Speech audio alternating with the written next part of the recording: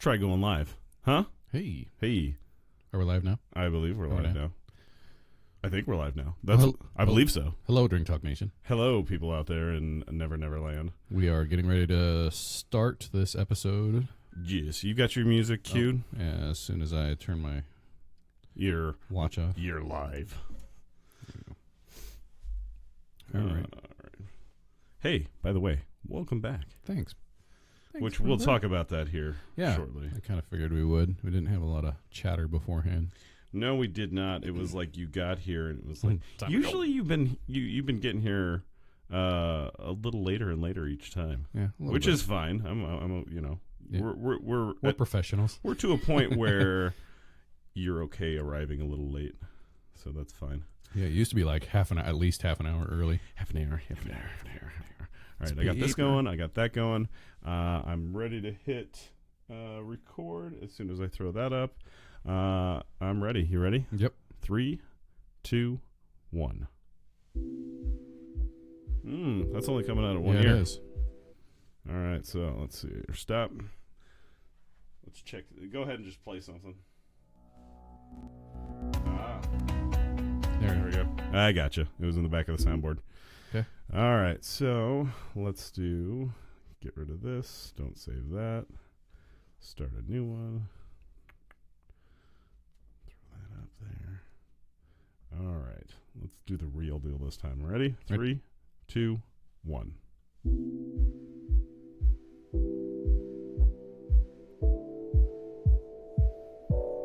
This is Drink Talk, where we try to solve the world's problems one drink at a time.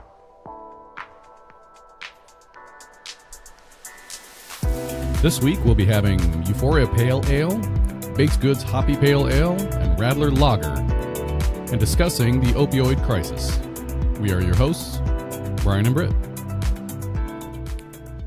Again, like I said, welcome back, Brian. Thank you. It's hanging good to out be in back. Boston. I know. It's such a rough city, especially if you are a fan of, drinking. Yeah, right? Because we got the Boston Lager up there. Yeah. If you would have brought that home, I'd have been like, shame on you, Brian. I know. You know we can get that at the store. I actually only had one Sam Adams when I was there. The rest of it was Harpoon IPA. Speaking of beer, what should we start with? Let's start light. Let's start with the Radler.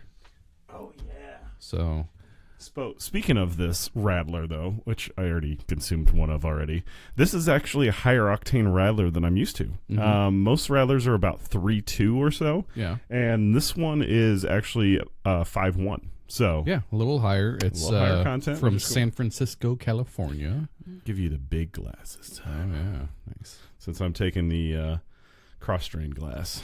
And I don't have any of our drink. Well, I guess I got those up there, but... Well, what's funny is I've got the pint 9 and you've got the cross strain and they're neighbors. Oh, yeah, funny how that worked out. Yeah, it is. This looks good. Which I'm sure we'll talk to about neighbors here later. Absolutely. This this Radler actually started when a bunch of cyclists stopped in this brewery and they were thirsty for something, but they didn't want beer, so the guy mixed it with citrus juice, and that's how it formed the Radler. That's how this Radler was formed, or just the Radler was born? I think the Radler by the namesake. Gotcha. Radler. This is TW Pitchers Brewing Company. I'm not sure where they're at. San Francisco, California. San Francisco Bay. Yep. Yeah, it's a 5.1 alcohol content. Mixed grapefruit juice and blood orange. Mm-hmm. So So I don't see a lot of blood orange in here. Usually that's a little reddish color, but this is a hazy, almost looks like it was dumped with grapefruit juice in there. Ryan, it's been 2 weeks. It's been 2 weeks too long. Cheers, yes. Definitely taste the grapefruit juice, which I dig, and the blood orange is in there. Yeah, I'm gonna bite my tongue on this one because I've already drank it already. But yeah, this is an astonishing beer. Well, and it's a hot weather beer, I think, because it's a lighter in flavor beer. Sure. Citrusy, very citrusy because of the grapefruit juice and the blood orange, but it's what I would consider the lawnmower beer. Those of you that have we've talked about that. Yeah, before. we've talked about it before. So it's something you can drink on a hot day after mowing the lawn. It's a good way to start. Refreshing. I would consider it a refreshing beer. It is very refreshing. Mm-hmm. A lot of people like grapefruit in your beer, and I'm all like, Well, just look at Cross Strain's Fairy Nectar. It's got a little bit of honey in it. And people are like, honey in your beer? No, different things in your beer are actually a good thing. Coffee in your beer? Yeah. What? Which Pint 9 just released one. I'm going to have to go check that out. The Oso Cafe. Oso Cafe. I'm going to have to check it out. So, I did want to talk to you a little bit. I mean, we kind of touched on Boston. Yeah, no, please. So we Spill stopped the beans. Yeah, from Beantown. So this bar we stopped at, it's the oldest operating tavern in the United States. It's called the Bell in Hand, and if you're ever in Boston, you should check it out. So the physical bar that we were sitting at was built in 1795. Wow. And this was the second location that wasn't the original location for that bar. So the bar What as you're a whole, telling me is there's a few coats of lacquer on this bar. that thing was amazing. Like we were like 1795, and we're all like pounding on it. We're like, this is really well built, like you do, you know. That's what you do. Yeah, that's what you do. I didn't really hear the Boston accent much anymore, and I wonder if that's just because it's become more of a melting pot there. You hear it every once in a while, like the people that work the T, which is their subway system. Yeah. You hear a lot of those guys doing it. The cops, you hear the Boston accent. But you don't really hear it much there anymore. When I was there 4 years ago, I just happened to be there right after the Boston bombings happened. But I was there for an entire week, and I came back, and I was going to some pretty off the wall, hole in the wall bars where the Bostonians hang out. I came back with an accent. Carly's like, "What are you talking about?" I'm like, "Yo, who's get out of here, you wanker." Just a totally different. You get acclimated to the city. You just start smoozing with them, and you want to sound like them, and you're like, no, I'm part of the team here. Well, I was there for a conference, and there was actually a lot of international people there that I was talking with. So what conference did you go to? The conference for the business that I'm in. Oh, right. Right. So anyway, I want to know about this conference, Brian. It was super fantastic. So, actually, I was kind of geeking out, and which is a weird thing to say if you know what I do. Right. But I ended up they had a first timers party because it was my first time going to the convention there, and one of the couples I ended up talking to. They have a party for everything. They do. So the first timers club, or the first timers party, I ended up talking with this married couple, and they were originally from New Zealand, and they had bought up business in Australia. And so we got to talking about the differences between Australia and the United States as far as in our industry, the differences. Sure. And it was one of those, because we're from the Midwest, we don't really have an accent that, you just kind of pair up with the accent that you're talking to. So I've heard people say that we have quite an accent, though. I think it depends, like up where north, you're from. Up north, you get and down south. But I think here in the heartland, like the Kansas, we don't have an accent because we know this is what we sound like. Right. But people from outside of Nebraska, coming from California, from New York, they're like, you guys sound. We have the long A. Yeah. Nebraska. Yeah. And then also we had a dinner cruise. Missouri. And after the dinner cruise was over, we ended up stopping by the Whiskey Priest, which if you're in Boston, you should stop by the Whiskey Priest. Though it is closing its doors within the next 6 months, I think, unfortunately. Yeah. But we ended up sitting at a table with a bunch of guys from UK. And it was really cool talking with those guys on the differences because it's so compact over there. Sure. So, but they said there's the city where everything's like compact, but then there's also the rural, which you don't think of with an island that small as a relative term. Right. But with as many people are there, you don't think that there would be a whole lot of space for rural, but there is. I remember flying into Boston, and I was like, are we going to put this down in the Hudson? It was beautiful. I flew in when we landed. It was like not quite 6 o'clock, so it was like sunset, and it was coming right over the bay, and it was just beautiful. Yeah, it is. It's a gorgeous town. Anyway, so moving on, so we can get this talk rolling. Yeah. Anybody that has been paying attention to the news here in the last couple months should probably know about opioids. Yes. But what we are going to do, because... But you say past couple months, this has been a travesty for years. Yes, but it is now become... a forefront of news. And I hate to use the word epidemic, because epidemic gets thrown out a lot. Right. And this would qualify, but it's just become, everybody says epidemic. Well, it is a crisis. To which is quote Donald Trump, it's a public health emergency. Yes, exactly. But that's that is something that. Yes, we'll talk about later. Yeah. Anyway, I want to keep politics out as much as possible. I just want to let them know that this is what it is. Yep. Which is different than a national emergency. Right. Yeah. We'll get there. So, for those of you that don't know what or haven't been paying attention to the news much, which is fine, that's why you have to listen to this podcast, right? Yeah. So you can get your news. Get all your news here. Well, not all, because we don't encompass. You get the news that you need to listen to. There we go, the big stuff. Yeah. We're the big net.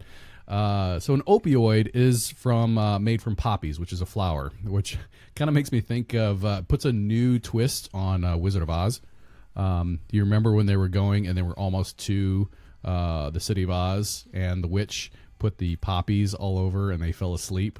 Oh, and I was like, I didn't even think of that. That's like a whole new twist on this now. So yeah, opioids. All right, sweet, excellent. As well as some other things with Wizard of Oz, the folklore of the what is it, the guy that was hanging in the tree and all that stuff. Yeah. So flying monkeys. Whatever.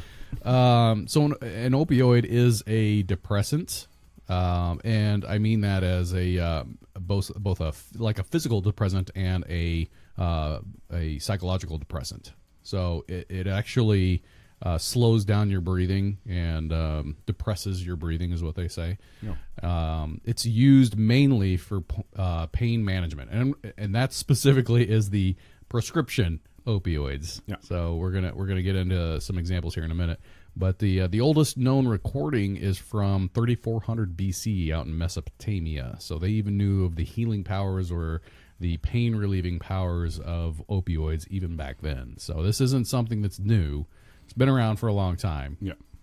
So what are some examples? So if you've never heard of the technical term opioid, you've probably heard them by some of their names. Methadone was hydrocodone, oxycodone, OxyContin, which I thought it was Oxycontin, but it's OxyContin. Yeah. Morphine, which is morphine is actually the active ingredient in opium. Vicodin, Percocet. That was a big one in the 90s. Fentanyl, which is the new one. That's the one that's huge because it is 50, and in some, I've heard anywhere from 50 to 100 times more potent than morphine. Yes. Lethal doses are very, very small in this.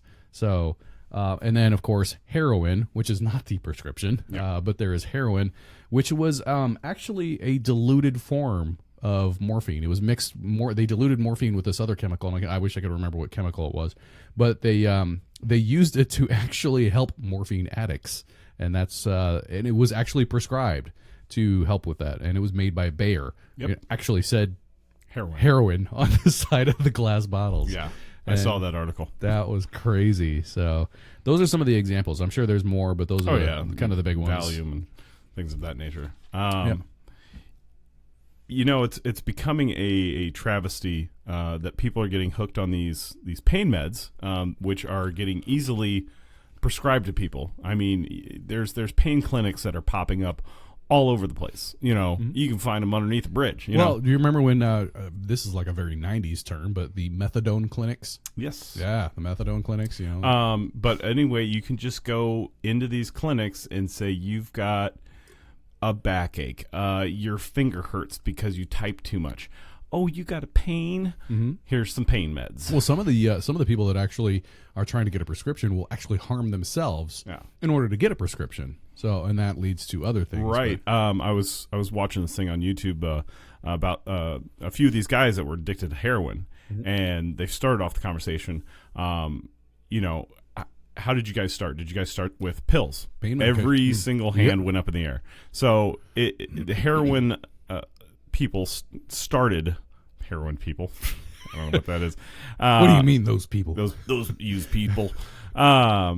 They started with popping pills, and then they just couldn't get their hands on them fast enough, and it was just easier for them cheaper. to get. Heroin became cheaper. Yeah. So you didn't have to break your wrist to go get a prescription to pain meds. You could just go down the corner and buy heroin from the guy cheaper than you could buy a prescription. Right. So, and this is actually something I didn't really realize mainly because it was a little before my time. But this is actually the third opioid crisis in the United States. The first one was in the late 1800s when Bayer actually started to make heroin. Right.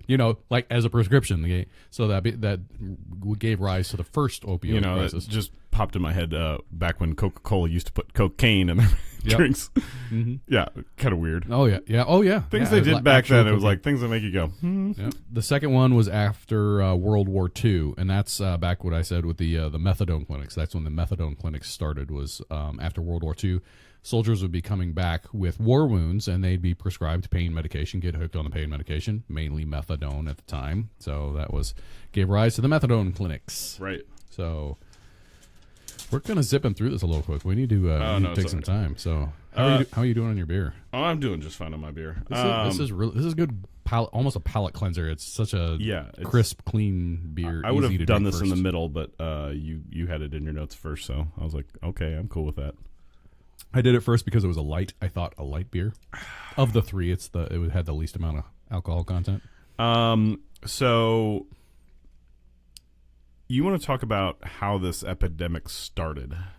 Yeah, let's do that, because I kind of skipped over that a little bit. Yeah, one of the major companies. Notice I said companies. Plural. What's that? Plural. Yeah, one of the major companies that started this was Purdue. Yep. So, which is owned by one family. Oh, one family. Yep. The Sackler family? The Sackler family, yep. Yeah, and it's funny how they got into the line of selling or Oxycontin. My fault. That's their main breadwinner. It was hydro. So they had the what was it before? Because they had to rebrand it because in the 90s the patent was going to run out, and that's when they started making Oxycontin. Yeah, I don't remember. I want to say it was hydro. They got their start back with Arthur.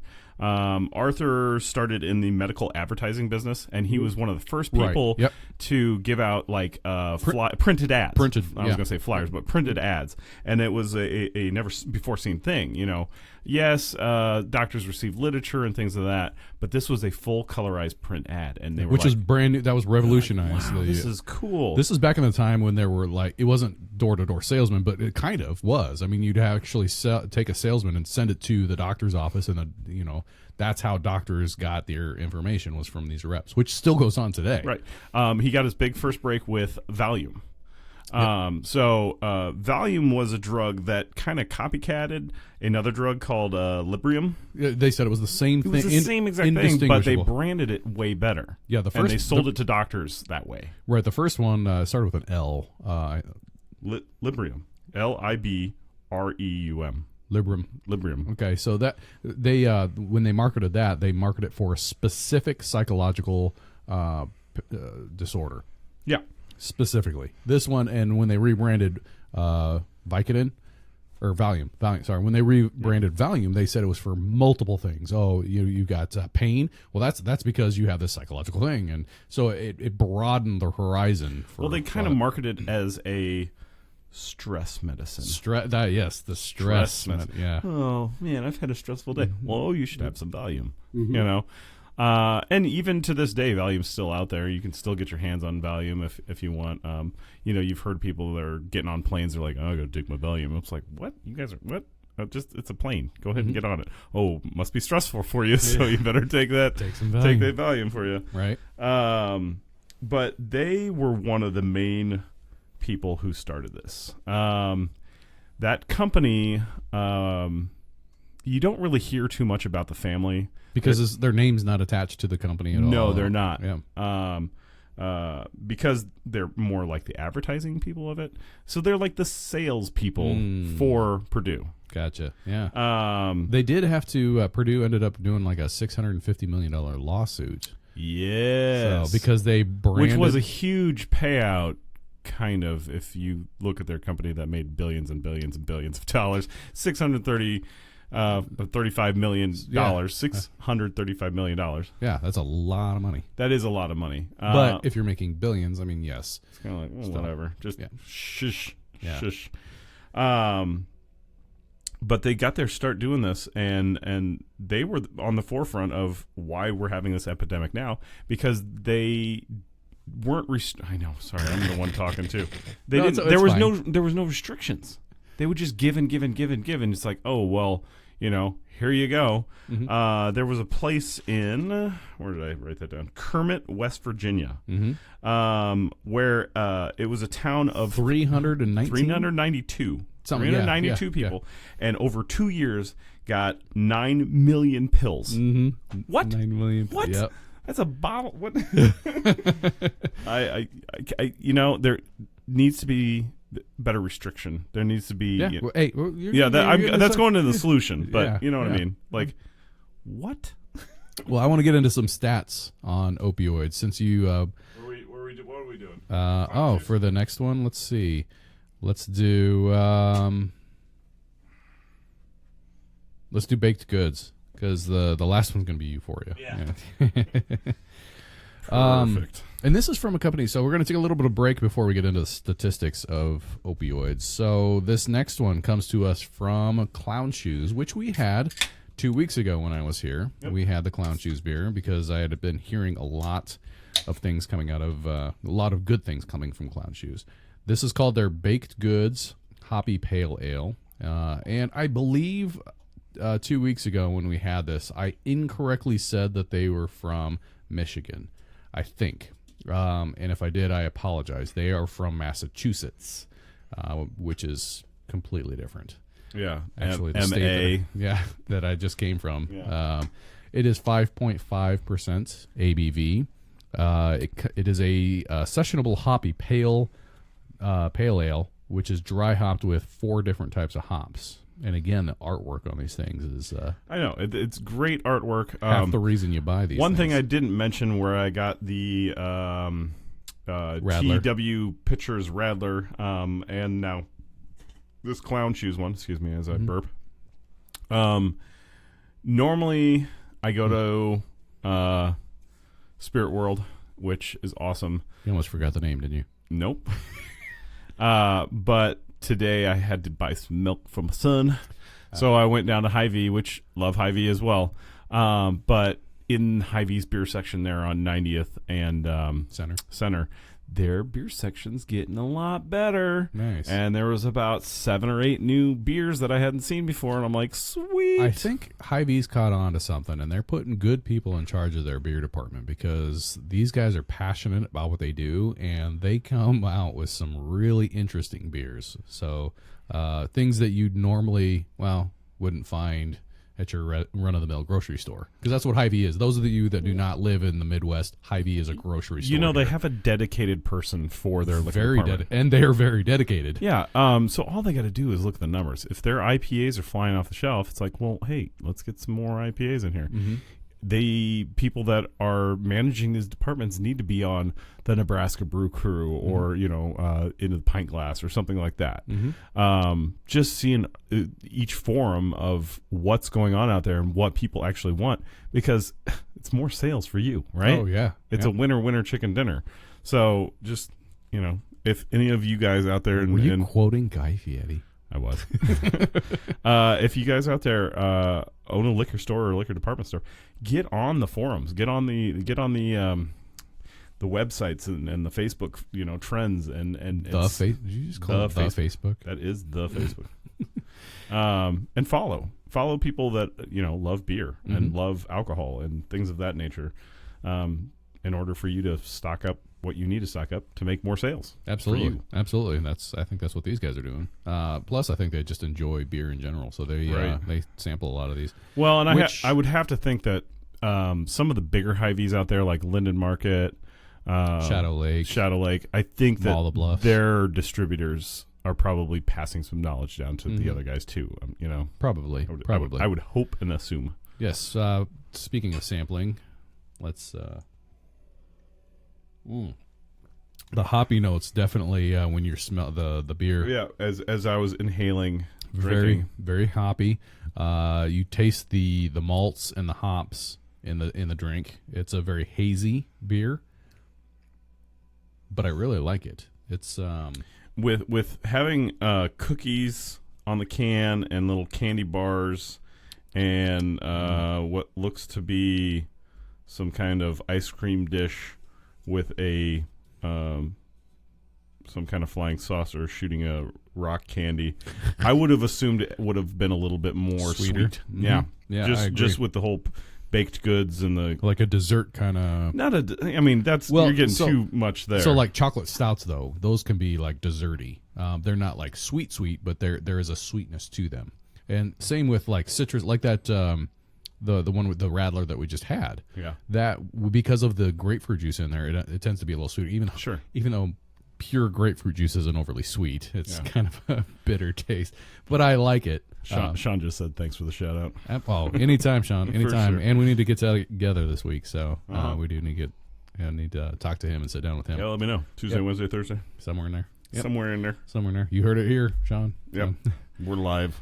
Stats. Let's get into some stats. Yeah, you've got the stats. I don't have any stats whatsoever, so go for it. And I don't have a whole lot because if you can do your research, I mean, this research is everywhere. Opioids cause more deaths than any other drug. There's now. 175 people that die every day from it. I heard 90, but that may have been an 175 old was the newest from literally 2 weeks ago. I was going to say mine was from 2016, and it was 30,000 deaths a year or about 90 per day. So 100 and wow, that's a lot per day. 175. That's got to be approaching like car accident territory. People that get into car accidents. There was. I'm going to talk about West Virginia a lot because that is the capital of the worst of the worst. There was one town that had 28 overdoses in 5 hours. Right. In West Virginia. Right. That's crazy. So in West Virginia, there's many towns in West Virginia, but one of the bigger ones, which I'm not going to name right now, they went from having, let's say, 4 or 5 cases a month to having 5 a day. Whew. Yeah. Like, whoa. 5 overdoses a day. Wow. 5 cases. 5 overdoses a day. Overdoses. Man, this was 28 in 5 hours. Well, that's an extreme case, but still, wow. Not deaths, overdoses. Yeah. But it's just so now they just have the medical people always carry an overdose kit on them. Did you see the, not in their bag, on them. Carry it with you. There was one video I was watching, and they actually went to a firehouse, and they were talking to the paramedics at the firehouse, and they said they actually use and I forget what it is. It's like a syringe that you shoot up the nose of them, and they said that they actually use that more than they use the hose. There are firefighters using a anti-opioid overdose drug, using that for people. That's more of their training than actually putting out fires. Did you see the John Oliver bit? Yes. Yeah. Oh, yeah, of course. Of course. Where they were talking about the sexy fireman calendar, and he's got the hose, and then he changes it to that nose thing, and he's like, "It's just not as sexy." I mean, it's still sexy. It's not sexy anymore. It's still a little bit. Yeah. Yeah. So apparently, there's like approximately 2.6 million Americans right now currently addicted to opioids. The U.S. consumes 99% of the world's hydrocodone and 80% of the world's oxycodone. And there are over 250 million prescriptions for opioids every year. Yeah. That's enough for like 1 bottle per adult. But you can't even count the fact, heroin, That's not a prescription. I'm just talking about a prescription. Yeah, I'm just saying there's way more than that. Yeah, absolutely. Black tar heroin. Exactly. The problem is they say back when the FDA was, approving all this drug that, only less than 1% gets addicted. False. Oh, yeah. Very false. How easy is it to... you were fine. I was going to stack them. Ham on there. How easy is it to go, hey, I'm in pain. Pop. Mm-hmm. Oh, I feel better now. And you're not going to get addicted to that? Now, I'm not saying that anybody that gets on a pain medication is going to become addicted. The people in their right minds, hey, I've had broken arms, I've had prescriptions, and I've had the opioids prescribed to me. I took them when I needed them, and then when it came time to refill, they go, you get no more refills? And I go, okay, that's the end of that, But I did want to speak to that 1% thing that you were talking about. The 1% only get addicted. That actually came from one study. One written study. One written study, and it was about people that were occasionally getting prescriptions. It wasn't even like people that were just like overdosing on this, or the people that were getting it all the time. It was just like an occasional thing in one paper. But the whole industry jumped on that one report and said, "Oh, look, only 1% is getting addicted." Yeah.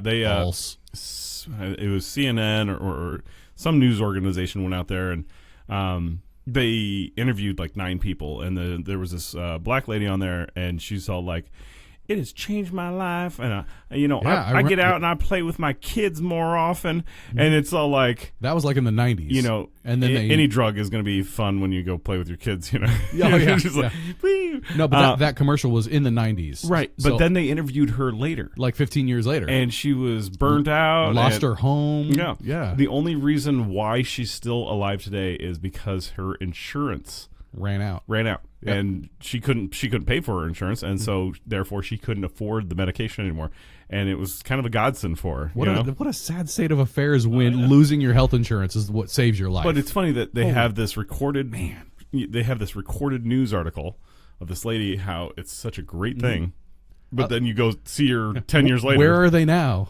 Where are they now? And she's gone crazy. It's like those houses they build for remember Ty Pennington when he was building those. Yeah.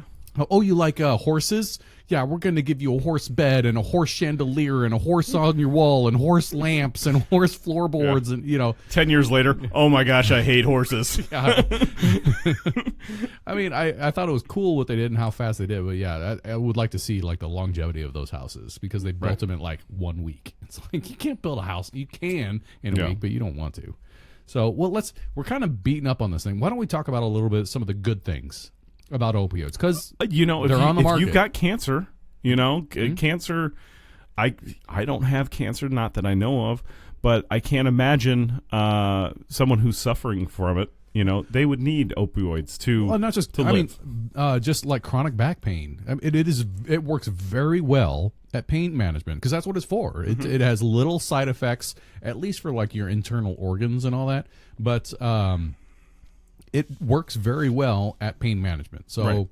But with that said, you start taking this for pain management, your tolerance is going to build up. Oh yeah, and you're going to need more and more and more, and that's almost any drug, but especially with opioids because you built up a tolerance actually quick. Another good thing though is because we're talking a little. It's funny how we're talking about the good things, but we still throw in some of the bad. But they have a couple different versions. So they have like fast acting and slow acting. So like if you have really heavy pain right away, it'll still work. Or they also have slow acting tablets where you need it for all day. So there was a thing about the problem with this is it's too fast acting, so they're like, "Oh, it depends on what you get. We'll just make it a slow acting, and then people just won't want it as much anymore." No, they just crunch it up and snort it. Then they have it faster. That's the whole reason it's time release is because of the capsule around the whole thing. So you crush it up and another good thing about it is that there are multiple ways of delivery for this thing. You can do the shot. There's a patch. There's a pill. You can dissolve it under your tongue. If you want to shoot it up your nose or whatever way you want to do it. Yeah, there's multiple ways to do that. I take mine right up the rectum. No, I'm just kidding. Just kidding. Killed him. Oh, boy. All right, so that's enough of the good because, really... the good is it's helping people that are when you have a prescription, in major pain. Yeah, and you have a prescription and you're taking it with the recommended dosage... it works very well. It's doctor prescribed, not a wellness clinic prescribed. Right. And that's another thing. Back in the 90s, the doctors were even really leery of prescribing opioids because they knew of the addictiveness, which is leading into the bad here. But we're going to go good, bad, good, bad. Well, we'll be all over the board. I was done with the good anyway. Yeah. So it works, and there's multiple ways to do it and all that. But let's talk about some of the bad, I guess. It is addictive, both physically and psychologically. Physically, because the more you use it, you get more of a tolerance to it. So when you're not using it, then you go through withdrawals. And then psychologically, because it attaches itself to different receptors in the brain and in the brain stem. So you can become psychologically addicted to the whole thing. So right. So getting into part of the reason why it got so grossly overpopulated. going back. Okay. So John Renacisi, I believe is what they named him. He ran the DEA. Oh, right, yeah. This guy. The diversion and control of the DEA. And he was pretty much stating that he was seeing these things happening where he would go, check out a facility from afar and just be watching all these people going in and out. And like I said, in West Virginia, a place where they're selling 9 million capsules over 2 years. And he's just like, the problem is the drug companies and the suppliers of the drug companies don't care. They're just so like, cool, if you're going to give me the money for it, here you go. Mm-hmm. Doesn't matter. So there needs to be, I'm getting into the how we fix this sort of thing, but there's no regulation. There's no regulation on what's happening with these pills, and pills isn't the only thing. I mean, yes, there's other harsher drugs out there, cocaine and heroin and all that sort of stuff that's out there, but without regulation, I don't know. You talk about cocaine, but here's something interesting that just kind of popped in. You don't really hear much about the crack problem anymore since opioids have hit the scene. No, you haven't. Kind of interesting. Because it's the new drug. It's the new drug of choice. It gets you higher. I don't know. More readily accessible because not only can you get the street version Never of it. tried the heroin. Yeah, I mean, so like the street version, heroin, or you can get the prescription, which you can also get on the street because people do sell it. So some of the other, were you done with some of the go ahead. rise to it? Because I know that there were some laws created that actually opened the door for companies to make it easier for companies to get big and all that. Some of the other side effects that you have, nausea, but that's usually short-lived, and constipation. Just wanted to throw that one in there. I was resorted to be back to watching the John Oliver clip, and if you guys haven't seen any of John Oliver, go ahead and look up the last week opioid. Tonight. Yeah, the opioid epidemic on John Oliver, and it's actually hilarious because he's talking about this guy. He's at a place and he's constipated and all that stuff, and he walks out and he looks over and he sees this dog pooping and he's getting all pissed off. He's all like, really? You're thinking of a dog's butt? And you're getting pissed off? He goes, we'll turn those tables, and it was launched right at Super Bowl, he said. Yeah. He goes, let's turn that around and launch it during the doggy bowl. And there's some guy just pooping by a tree and the dog's all pissed off because it's constipated. Yeah. It's horrible. Yeah. It's terrible. You got to watch. It's a lot funnier on the show than it is describing it. So, if you guys are actually looking for straight facts, Christopher I'm going to mess up his last name, Glazek, Glazek on Democracy Now! Channel on YouTube actually has a lot of cool facts on all this opioid epidemic. I did see a couple of the videos from them. Yeah, I think it was like third one that popped up on YouTube when I typed in opioid epidemic. Did a lot of YouTube research on this one. Yeah, no, I also hop on the internet and stuff, and I didn't say only. I just check that out. Yep. Some other things that it does: it lowers testosterone and cortisol production. So your the cortisol is your stress hormone. So and the testosterone, we all know what that does. It can also lower your immunity, make you sicker. And in some people, actually, opioids can do the opposite of pain management and increase pain perception. Right. Woo. Right. That'd be awesome. Great. Yeah. My back's it's hurting worse. Yeah. Yep. And then the last one I had, we already talked about the heroin users. We talked about Purdue being one of the people that's kind of started all this sort of stuff. But the people that really pushed it, Cardinal Health, Makitsons, and AmeriSourceBergen, those three were like heavy hitters on pushing opioids on people, and two doctors giving them swag, telling them that this is what you need to push on the people, essentially. Yeah, like actual stuffed animals. Yeah. like a gorilla. Yeah. Which is kind of funny. Because it'll tear you apart. Mm-hmm. Literally. Just go watch the John Oliver clip. That's, I got a lot of information off of him. He was pretty funny, actually. Yeah, that's what I like about his Last Week Tonight. Not only does he provide information, but it's in a comedic fashion. So, our problem is congressman. That's one of... Well, I don't know if that's one. Okay, so that is a big part. I would say that'd be more than 30% of the part. I would say more specifically, it would be lobbying.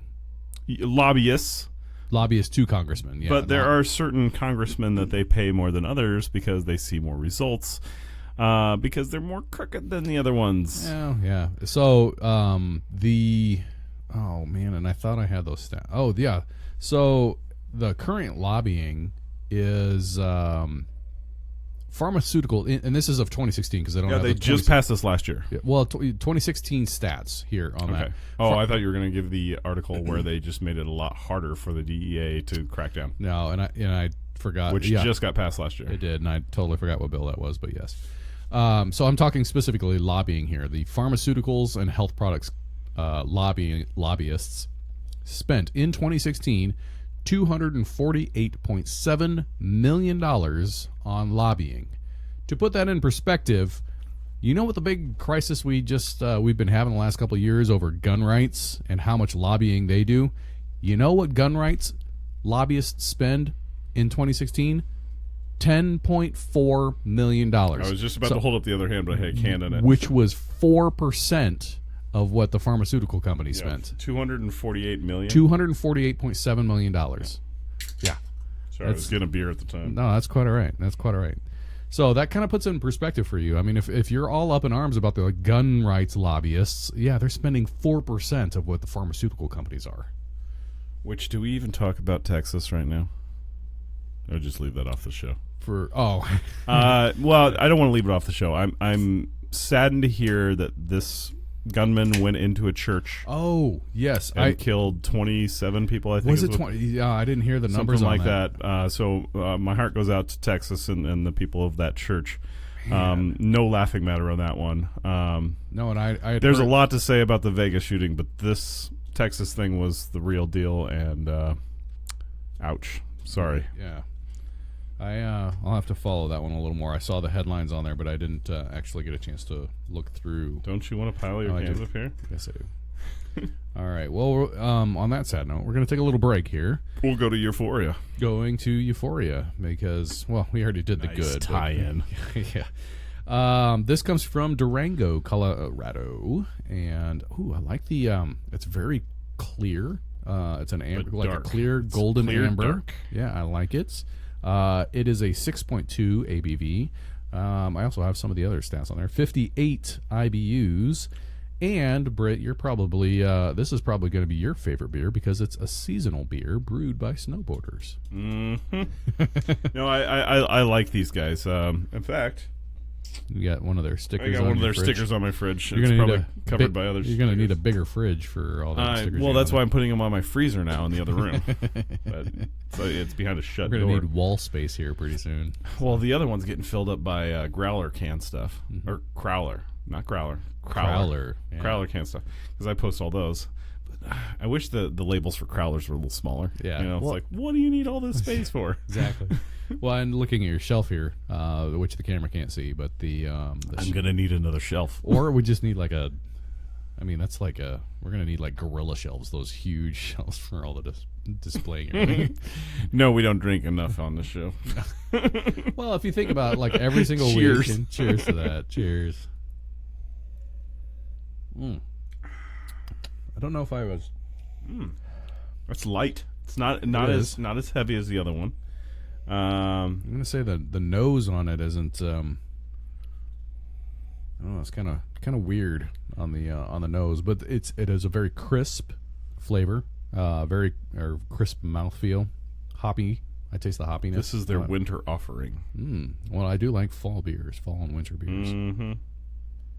This is the drinkability is good. Now we've had them on here before, haven't we? The Ska Brewing. Yeah. So I didn't mention I it thought before. we had like skull bones or something like that. I'm fairly certain we've had Ska Yeah, that Brewing black on and here white. before. Oh, here it is. Yeah. Spare rib? Yep, there it is. Ska Brewing. No, that's not them. Are you sure? Positive. Okay. All right. This is Cooper Ale Works. Oh, whoops. Well, then maybe not. Maybe we haven't had the Ska Brewing. Yeah. So yeah, I've drank it personally. there we go. They have an IPA that's pretty knockout, and it's actually fairly cheap. I think it's $7.99 for a 6-pack. So it's a pretty this is a pretty good one. This is it's got a very dry mouthfeel to it. yeah, it's different. Yeah, I liked the I'm gonna go with I like the clown shoes a little better. Oh yeah, but this is the clown shoes is a little more this is boisterous. Would that be right for a term? Boisterous?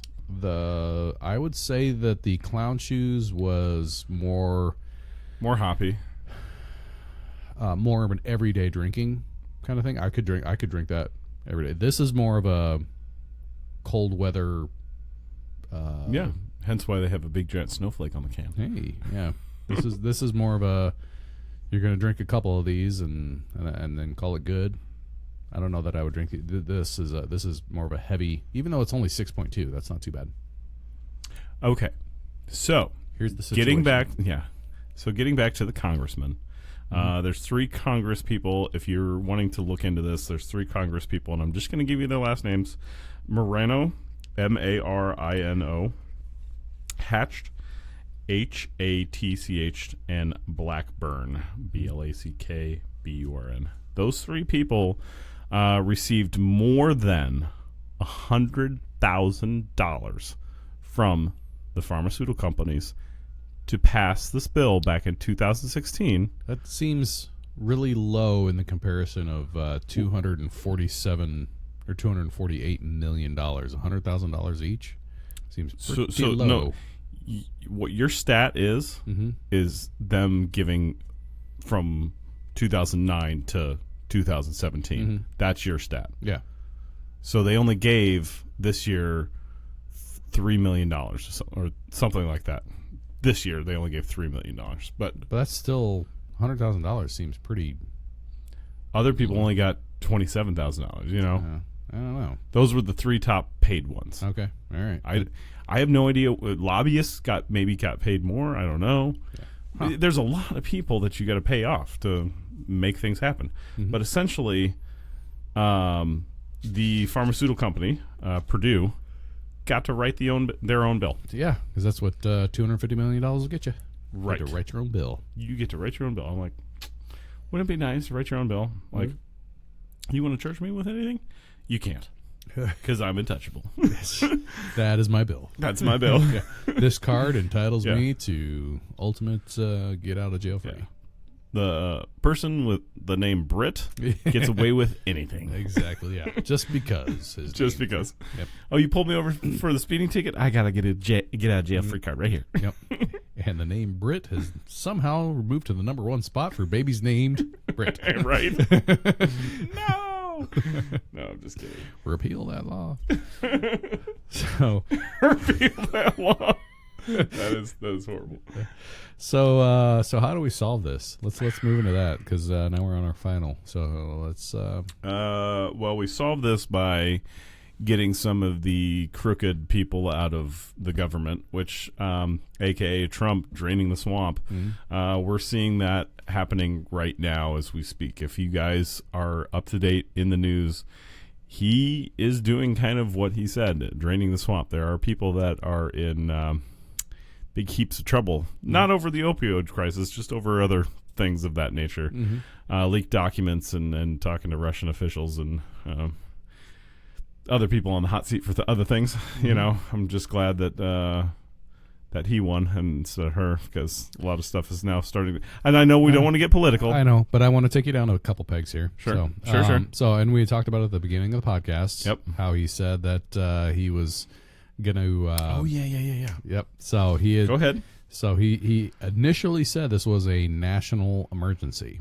And he initially said that he was going to make it a national emergency, which would have entitled it to billions of dollars in emergency funds. $23 billion. That's a lots of billions. That's a lots of billions. I wish I had that kind of money. Mm-hmm. So, but what he did when he actually signed it, he signed it as a public health emergency. Right.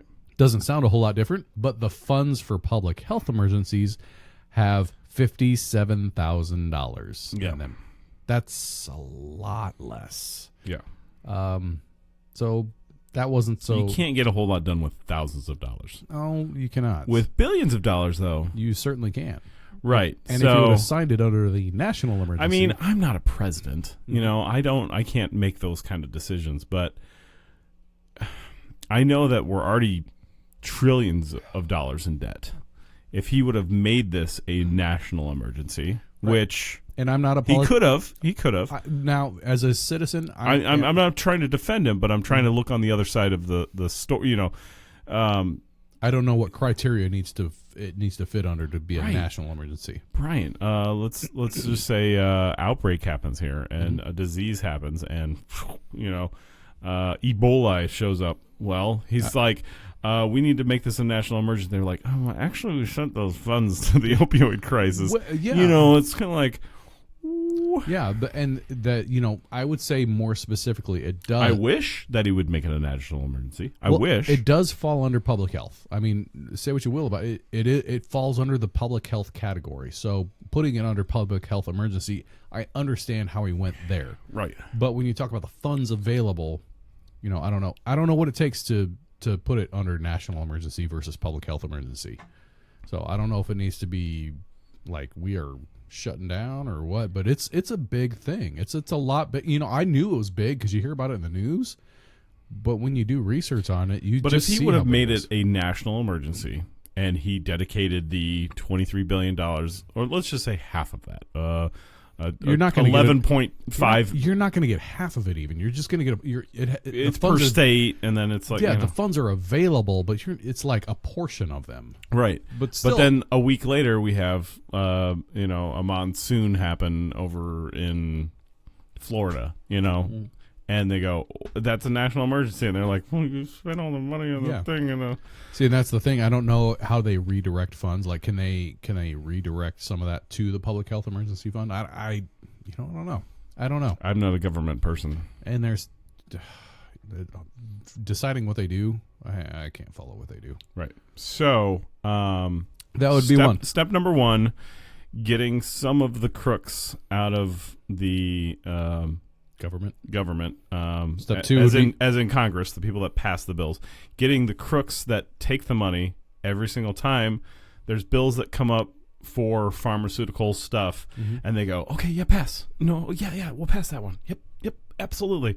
You go, oh, you're getting paid. You're getting paid. You got a bunch of yes men. You got a bunch of yes men, and as long as the pharmaceutical company sees that these are yes men, they're going to keep paying them, and their pockets are going to keep getting fatter. And this yes will cause you or cost you. This is $23,000 yes. Thank you. Curtailing lobbying. That'd be another one. You said get rid of the corrupt people in there, but curtailing lobbying, I think, would be another big step. I wish lobbying didn't even exist. Yeah, it doesn't. I mean, I don't see it as in the interest. Do you not see this as hurting America? Yeah. And affecting people? It's not. They don't care. They're like, what, you going to pay me? Cool, I'll say yes to that. What's in the interest of the citizens? It's not, the public opinion doesn't have any sway on lobbying. I mean, lobbying is like these just big companies wanting to say, oh, our stuff is the good stuff. I don't know. I can spend all day on that topic. Well, that's a whole other topic. Yeah, I mean, if you're a company that's selling a drug where you're making, they don't even divulge the amount of money that they're making, but it's billions of dollars. And for that, I think they have to divulge how much they. I'm sure they do, but I didn't look up that information. But the other step, they're wealthy. Yeah. The other step that I had for helping solve the problem would be limiting excess. Well, that would be getting the DEA involved, Brian.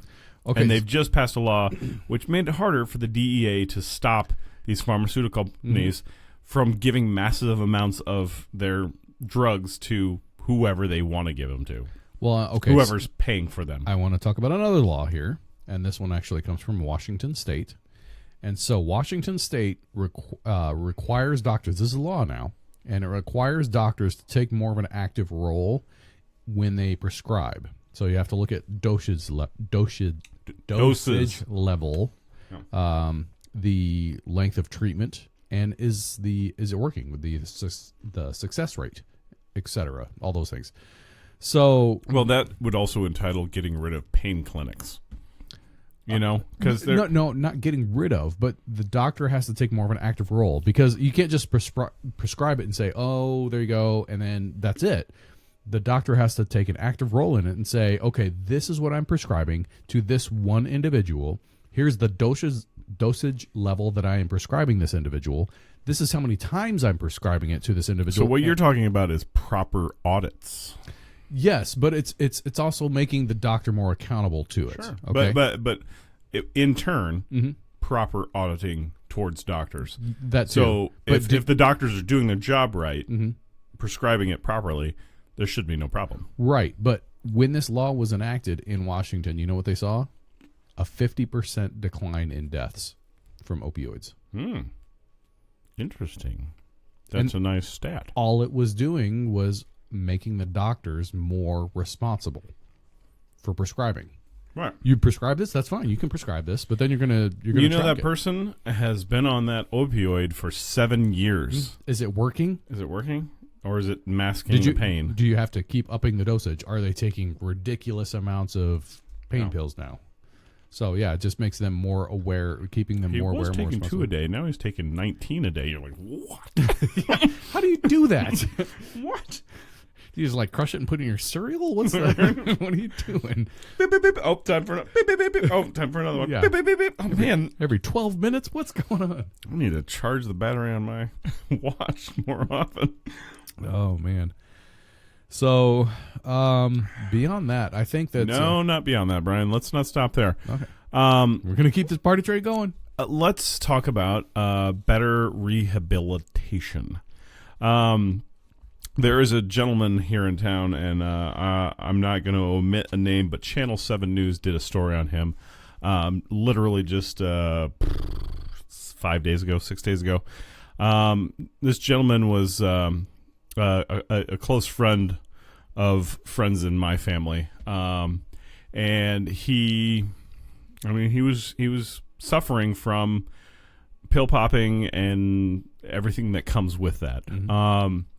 But he was sent to rehab by his parents, which he absolutely hated to do. No one wants to know that they've got a problem.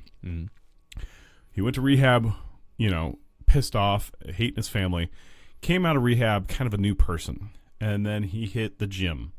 And when he went to the gym, he found new friends, better friends than he should have been. He should have been hanging out with those friends instead of the ones he was hanging out with before. And it kind of brought a new light to his life. And now he's kind of committed to taking people who are coming out of rehab under his wing and saying, hey, things can be better. Yes, that's one avenue of going to the gym and working out and meeting new people and all that stuff. But there's many different avenues. We talked about the jail system. What was that? 7 episodes ago, or something like that. The public and how privately owned prisons. Yeah, how up in Switzerland, it's kind of like an open campus thing, and they're just so like, we'll take you in. You'll be fine. It's no big deal, and then they send you on your way. Kind of the same thing. We can't treat the opioid addicted people. We can't look down on them, I guess. How am I trying to state this? There was a case in West Virginia where this lady, she was in a parking lot. They brought her back to life. They put her in the ambulance, whatever, slapped her with a little fine, went on their day. Couple days later, they find her in a school parking lot. It's like they revive her, they slap her on the wrist, send her on her way. 7 days later, they find her behind somebody's house. It's like, Obviously, she has you're, a problem. You're not fixing the problem. Putting a Band-Aid on the problem. Yeah, you're not. You're telling her that every time she messes up, that you'll help her out and get her out of the funk and send her on her way. Send her to a proper treatment. Send her to rehab. Send her to whatever you want to call that. Yeah. But then also have something afterwards to take care of that problem. Well, and I would agree with you on most of this, but then if you think, or if you most of it, I think all of what I just said is good stuff. Right, but you're under the assumption that they're taking opioids in lower, even though they're overdosing, that it's in lower doses to where they can get to these people and revive them. What happens when you introduce fentanyl into this? Because fentanyl is 50 to 100 times more powerful than morphine. So the reaction, the overdose reaction, is a lot faster in these things. Right. So it's not about curing the addiction, because these people just die. So how do we solve that? That's the bigger problem. The people that are addicted to it, yes, there can be rehab for them, but we talked about proper regulation. Don't give 9 million pills to a town that has only 360 people in it. Don't do that. It's properly regulating that. It's properly regulating the doctors who actually prescribe that stuff. Proper audits that go on. You want to manage the streets. You can't manage heroin. You can lock up some people, but those people have other people that are going to do it. And I'm sure there's a ways to manage heroin. I'm just not one of the smart people that knows how to do that. But right. I'm sure there's a way to do it. I'm sure there is a way to do it. But properly rehabilitating the people that consistently have problem after problem after problem. Like I said, I keep referencing West Virginia. They keep seeing the same people over and over again. It's all like, well, if you keep seeing the same people over and over again, it's time to do something different with those people. Because obviously what you're doing is not working. Exactly. They're just going to keep going back to it. So we have to set up some type of program for them to enter into, but not be treated like an outcast, and get them back on their feet and actually feeling like a individual that actually matters. There was a story where this gentleman, he got hooked on pills, and then he's like, I started seeing my days go by faster. He's like, I don't even know where my day went, and then he started, being bedridden for days at a time, and he's just so like, and no one was there. It was just him. And people with, that mindset of, when you're doing these opioids, it's a downer, and you're alone. Right. Suicide prevention. We talked about that just a couple weeks ago as well. It's a slippery slope, and if you can show something positive to these people, they may, go, oh, I might have something to live for here. I don't they know. might. I'm not saying they're going to. I don't know, because the type of addiction that happens with opioids, it's a different kind of jailing. I don't know, but it's also a different kind of addiction with these people. Well, and an addiction was one word they used, but there was another word they used, and I can't remember the name of it. Yeah, because like I said, it's not just a. They think it's all because they want to do it. No, it's a physical addiction. Yeah. Your body gets physically addicted to it, and psychologically, because of the pain receptors in your brain, you can get psychologically addicted to it. So it's a little bit different addiction than the most things that you think of addiction with. So I don't know. That's a tough one to crack on that one. And if you go and you watch these videos, there were some gut wrenching videos of we need opioids. We do. We need them to fix the people that actually have the pain. Well, maybe coming up with something different that's not as addictive, that still helps with pain management. It's kind of like the plastics thing. Well, and that's why they're doing all these new studies with cannabis and all that sort of stuff. So, I mean, what we talked about with plastics was, it's hard to replace that because plastics do so well what they do. Same with opioids. They do so well what they do. The problem is they're so addictive. And, so how do... There's just no one answer to it. keeping them out of the hands of the people that overdo it. And how do you do that? How do you monitor what they're doing? I mean, once you give a prescription, you can't say, "Now here's your prescription, and you take 2 a day, and that's all you do," and you hand them the pill bottle. How do you know they're taking 2 a day? Well, or not going because when they go to refill it, they go, "You should have 28 days still left." That's how they do it. And we're not going to refill your bottle for another 28 days.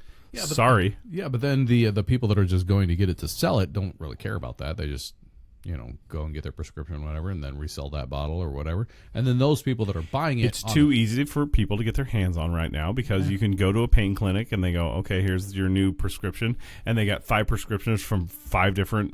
That's true. It's proper regulation. That's how we solve this. Getting a national index for medical histories and all that. So all the doctors are tied in. So when you come in for... Well, they say there's only 300 million people here. That should be able to be watched by now you're 15 people. I don't know. Now you're talking about more government intervention into... yes, absolutely. I don't know. But then the people in the government higher-ups, they're like, "We don't care. Exactly. Give me money and I'll pass a bill." Yeah, exactly. $250 million. Yeah, we can do something with that. So we're rambling now. So we're trying to solve it. I know. I know. But this is a little bit shorter of an episode. We're just over an hour. So I think we should. It's a tough one to crack, just because this is weaving the web so intricately into society. Also, we're gonna end the program actually with a little thing here, which I totally forgot to tell you about. A little PSA. Just throwing this out there. It's 5 minutes long. It's from back in 1960 something. I'll have it pulled up. Oh, something relatively new. Yeah, right. But it's actually it's. Does it talk about opioids directly? Is that? No, they just talk about drugs. Oh, okay. Well, so they knew they had a problem back then. Nancy Reagan. Oh, that's been a while since we've heard. 1986. I was going to say Reagan was in the 80s, man, but you said 60s. Did I say the 60s? You said 60s. That's like 20 years. 1968. 1986. I flipped the two. You see how I did that? You were slick-dexic. Something like or that. Or dyslexic. Anyway, it's a very nice, informative thing. You want to start at the root of the problem, or you want to start before it starts. You get to the kids, and you tell them to say no. There was the Just Say No campaign. Yeah, the Just Say No, yeah. There's the Just Say No campaign. But then you get into the war on drugs, and we can talk all day about how the war on drugs is just... that was one thing I actually did not bring up, which... they caught a bunch of DEA agents selling prescription narcotics. Yeah, I'm sure it was. I have it pulled up on my phone here. I don't know a bunch, but maybe there was a 5, 10. You get a handful out of how many DEA agents are there? So. But the problem is they have access to it. There's bad apples everywhere, man. They have access to it. I know. It's like we have a vault right over here filled with drugs because we nabbed them all, and then they turn around and they sell them. Yeah. Put it right back in so we can take them again. So they can fund their organization. Conspiracy. Theory. All right. So let's listen to Nancy Reagan here as we fall out. Should we say our goodbyes? Yeah, I think we'll just end it with this. We've been talking on the opioid crisis or epidemic, or however you want to categorize that. The epidemic gets thrown around a lot more these days. But we have been drinking on the first one was the Radler Lager from TW Pictures. Yeah, it was good. It was a good starter, light. And then we went to 5.1, which is better than 3.2. It is way better than 3.2. We did the Baked Goods Hoppy Pale Ale by Clown Shoes, which we're going to do another round after we get done here. That one's a good one. And then I'll just crack it during the show. Excellent. And then we did the last one that we've just finished on was the Euphoria Pale Ale by Ska Brewing Company. All delicious. All very, very good. I think my vote, though, goes to the Clown Shoes, which we're about to crack here again. That was a good one. I really enjoyed that one. Yeah. So, if you want to learn more about this, there is plenty of information out there. Tons. Just do a search on, just type in opioids, and you will be flooded with everything. Or opioid crisis. You'll be flooded with news articles and YouTube videos. This is 5 minutes, by the way. So just FYI. but yeah, we're gonna end it with Nancy Reagan here, and we'll hope to see you next week. Thank you for joining us. My name's Brian. I'm Britt. And here is Nancy Reagan. Well, drugs don't concern me, but it does concern you. It concerns us all because of the way it tears at our lives and because it's aimed at destroying the brightness and life of the sons and daughters of the United States. For 5 years, I've been traveling across the country, learning and listening, and one of the most hopeful signs I've seen is the building of an essential new awareness of how terrible and threatening drug abuse is to our society. This was one of the main purposes when I started, so of course it makes me happy that that's been accomplished.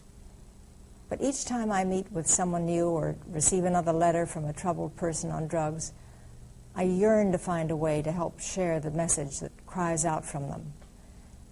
As a parent, I'm especially concerned about what drugs are doing to young mothers and their newborn children.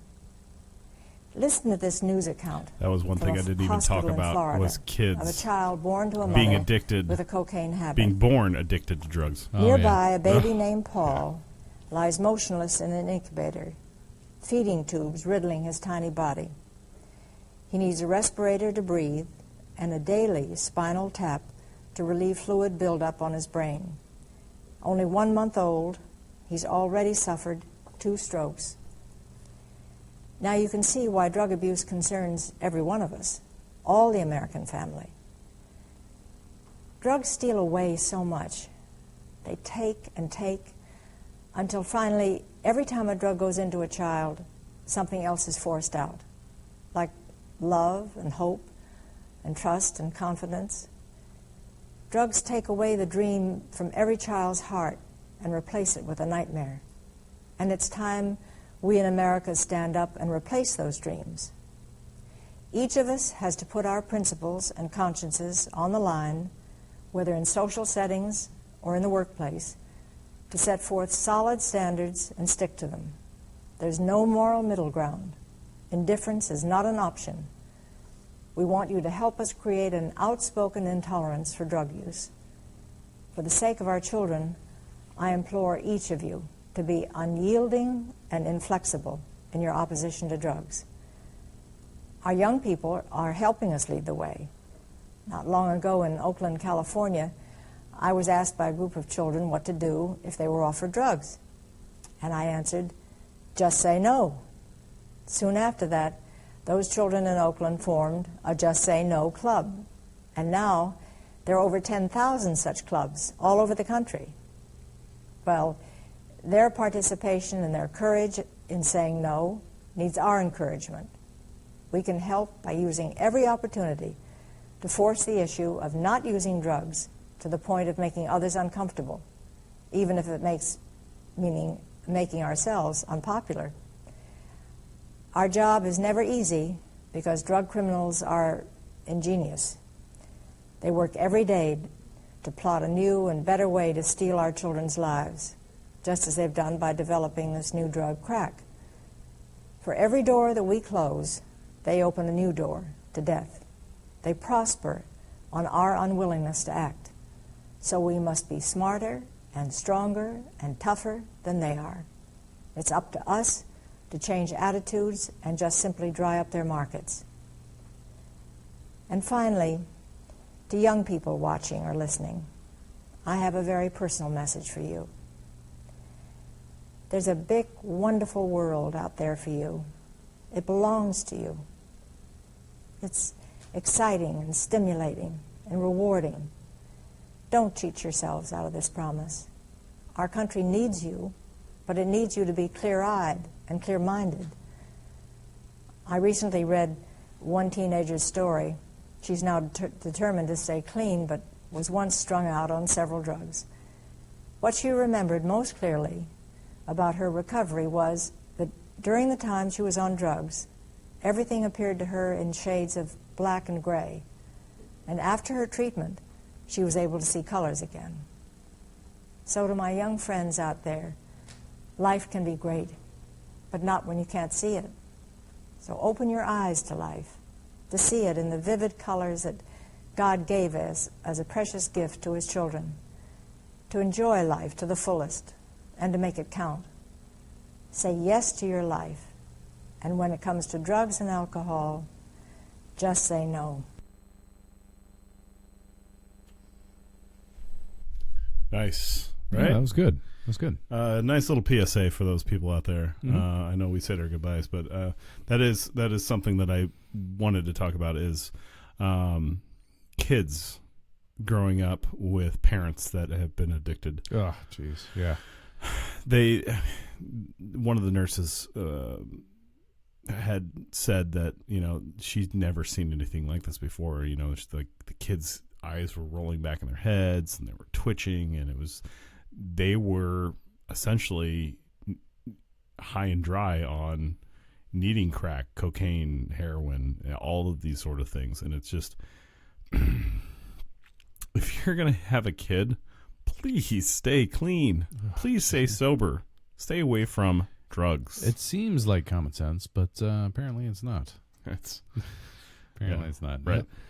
Also, another thing with kids is there's a lot of grandparents becoming parents again because parents are ODing and dying from opioid overdoses. Right. And then it has to be passed on to the parents of those parents. Yeah. So, just a reminder out there, stay clean, stay dry, stay bundled up because it's wintertime. Yep, it's going to be that time of year again. So, and we'll see you next time. Yep, thanks for joining us on Drink Talk.